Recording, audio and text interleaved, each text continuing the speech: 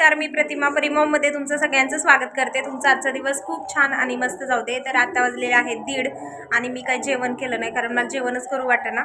म्हणून मग मी आता दही भेळ तयार केली आहे आणि थोडीशीच केली, जास्त नाही. परीला दिली काही करून आणि मी उगाच थोडीशी घेतली ही अशी दही भेळ.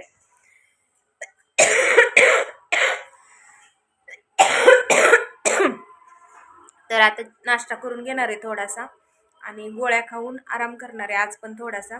2 दिवस झाला आरामच करते, आज पण थोडासा आराम करणार आहे कारण कणकणी फार जाणवते मला. आणि आत्ता एक ब्लॉग मी एडिट केला आणि त्याच्यानंतरच मग मी भेळ खायला घेतली आहे.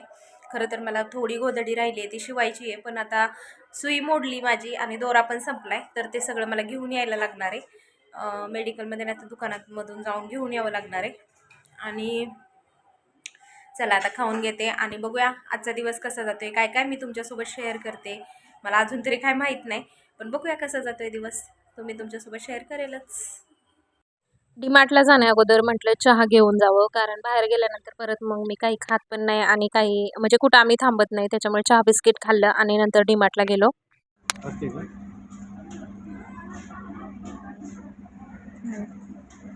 तो व्हाईटवाला हां, हा भारी वाटतोय त्याच्यापेक्षा. हा लई छान दिसतोय व्हिडिओमध्ये. ह्या ब्ल्यूपेक्षा तो छान वाटतोय, मस्त आहे. प्रेम आता 10 क्लासमध्ये गेलाय, त्याच्यामुळे त्याचे क्लासेस सुरू झालेत आणि त्याच्यासाठी त्याला बुक्स हव्या होत्या, म्हणून मग आम्ही डीमार्टमध्ये गेलेलो.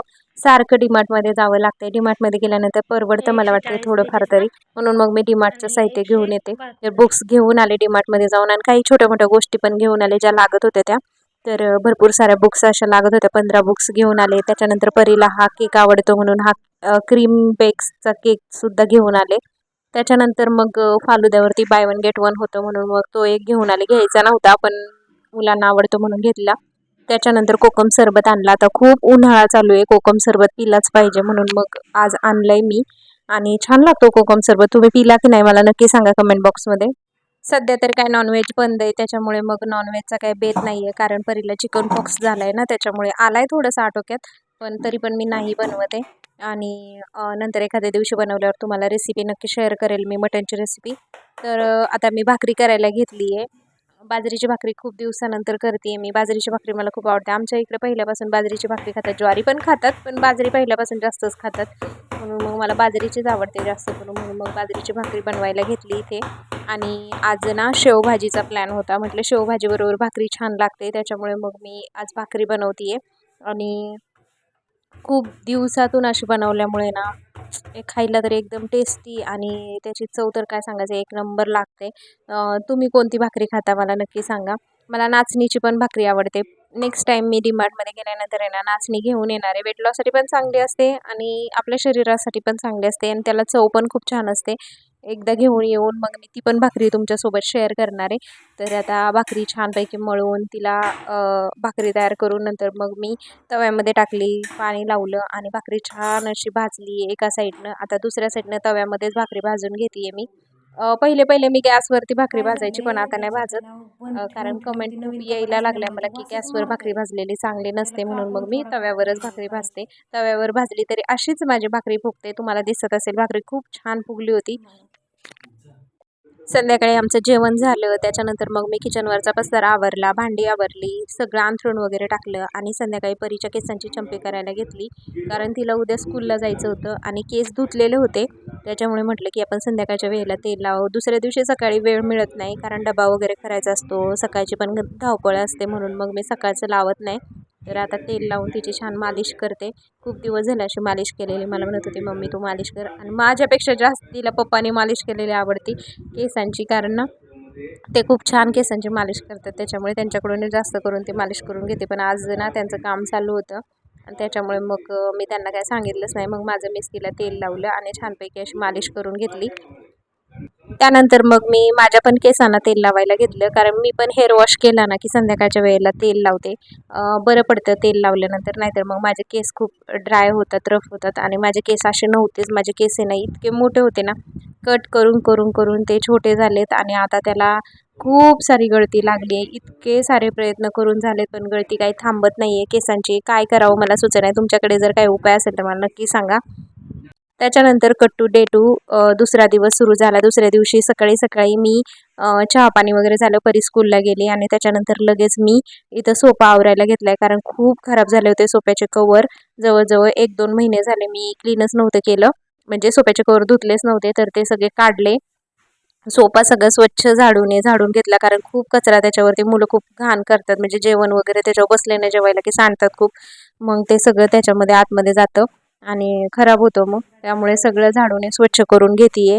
आणि उशांचे कवर सुद्धा मला धुवायचे होते. भरपूर दिवस झाले ते सुद्धा धुतले नव्हते. जवळजवळ 10-15 दिवस झाले ते पण धुतले नाहीत. म्हणून म्हटलं आता सगळाच पसारा काढलाय तर एकदाच आता सगळं धुवून काढावं. सोफा माझा खूप खराब झालाय. तो आता एक्सपायर होण्याच्या ह्याच्यावर आलाय. दुसरा सोफा घ्यायचा आहे मला, पण आता सध्या लगेच नाही घेणार आहे. त्याला थोडासा वेळ आहे. आणि हे उशांचे कवर टाकते आता मशीनमध्ये धुवायला. आज मी तेल लावलं होतं, म्हणजे रात्री मी तेल लावलं होतं केसांना, तुम्ही बघू शकता. अजून मला आंघोळ पण करायची आहे. पण म्हटलं की हा सगळा पसारा खकाना सगळा जातो केसांमध्ये, किंवा मग आपण आंघोळ केलेली असली की खूप खराब होतं. म्हणून मग आंघोळीच्या अगोदर ही सगळी कामे करून घेते. त्याच्यानंतर दुपारच्या वेळेला खूप ऊन झालं होतं आणि म्हटलं चला आज फालुदा बनवावं. फालुद्याची रेसिपी तुमच्यासोबत शेअर करते. इन्स्टंट फालुदा आहे हा. मी डीमार्टमध्ये गेले होते ना, तर डीमार्टमधून हा फालुदा घेऊन आले होते आणि म्हटलं चला आता फालुद्याची रेसिपी तुमच्यासोबत शेअर करूया. तर त्यासाठी मी अर्धा लिटर दूध घेतले, पातेल्यामध्ये गरम करायला ठेवलं आणि आपल्याला हवं तेवढं त्यामध्ये पाणी मिक्स करायचं. तर मी अर्धा ग्लास पाणी त्याच्यामध्ये टाकले आणि छान ह्याला उकळी फुटून दिली.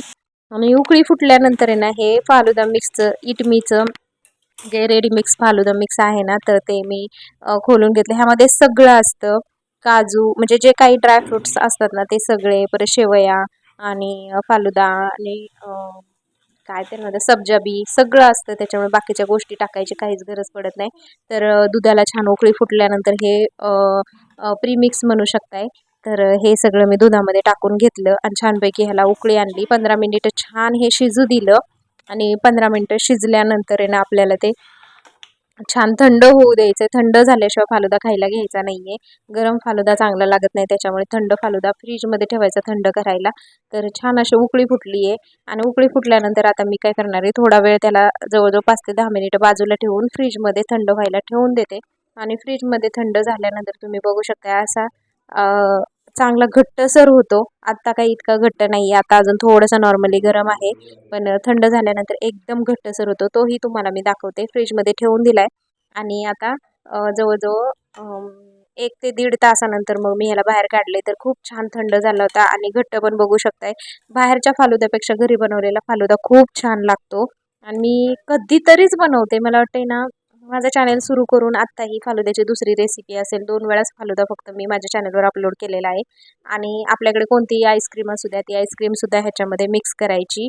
ड्रायफ्रुट्स असतील ते टाकायचे किंवा फ्रूट्स असतील ना कोणतेही तुम्ही ते टाकू शकता. माझ्याकडे काही बाकीचं अवेलेबल नव्हतं आणि ड्रायफ्रुट्स तर ऑलरेडी ह्या रेडी मिक्स पॅकेटमध्ये असतात, त्यामुळे मी काही वापरले नाहीत.